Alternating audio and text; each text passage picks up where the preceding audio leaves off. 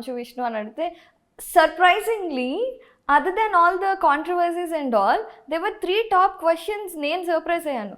Do Manchu Vishnu smoke? No. Manchu Vishnu మందేసి చిందేస్తాడా? ఇప్పుడు దాకా ఇలా ఆ అలవాటు ఎందుకు నాకు రాలా.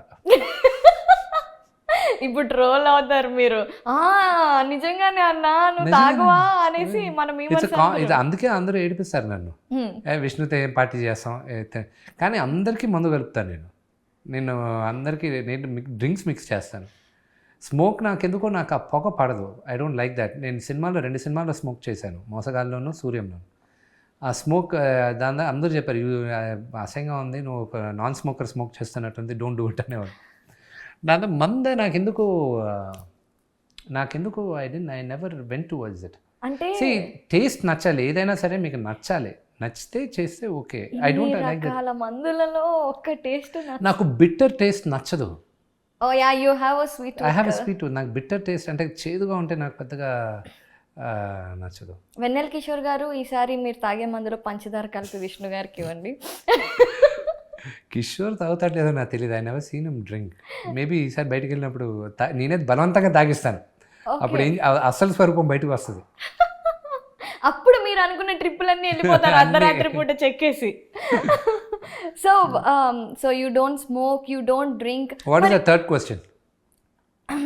ఓకే, థర్డ్ క్వశ్చన్ ఏంటి అడగండి. థర్డ్ క్వశ్చన్ ఇదే అనమాట. What does he do for ఏంటది anger issues?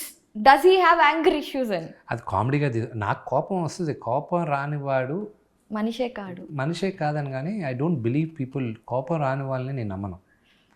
They are manipulative ఏంటో తెలియదు, కానీ నేను నా దృష్టిలో కోపం రాకపోతే there something wrong with you. I do get angry.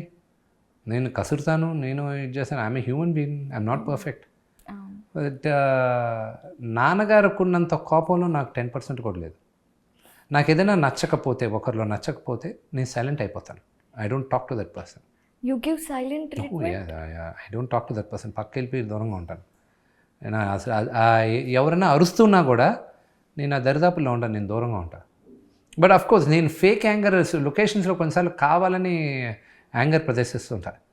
ఎందుకంటే అది ఈ సినిమాలో కెమెరామెన్ చోటా నాయుడు గారికి నాకు అది ఒక సైన్ లాంగ్వేజ్. ఆయన అక్కడి నుంచి ఇలా ఎంత జరుగుతుంది, ఏం చోటా గారు అంటే అనేవాడు. అప్పుడు లేదు, ఎవడరా మాట్లాడేది, సైలెన్స్ అన్నాడు. ఇంకంతే, పిన్ డ్రాప్ సైలెన్స్ ఉండేది. సో అప్పుడప్పుడు కావాలని ఇలాగ డ్రామాలు చేస్తా కానీ బట్ సో మొత్తం యాక్టింగే. సో నిజంగా కోపం వస్తే మాత్రం మౌనం అయిపోతా. బట్ కోపం వస్తే I do shout, I do get angry, but that's very very తక్కువ.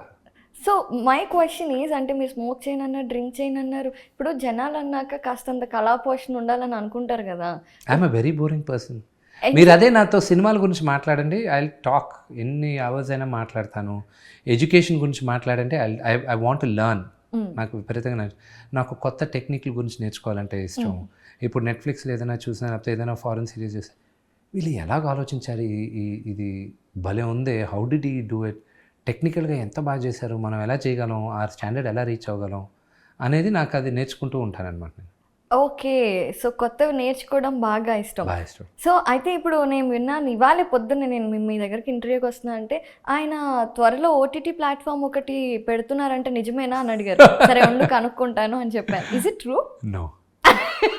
ఒక ఐడియా ఉండింది ఎప్పుడో, ఒక 4-5 years బ్యాక్ ఉండింది కానీ, but no. Why did you take it back? అంటే I'm more an actor, I'm not a businessman. సో ఇప్పుడు మొత్తానికి మళ్ళీ మొత్తం సినిమాల మీద కాన్సంట్రేట్ చేసి ఓన్లీ మూవీస్, ఓన్లీ యాక్టింగ్.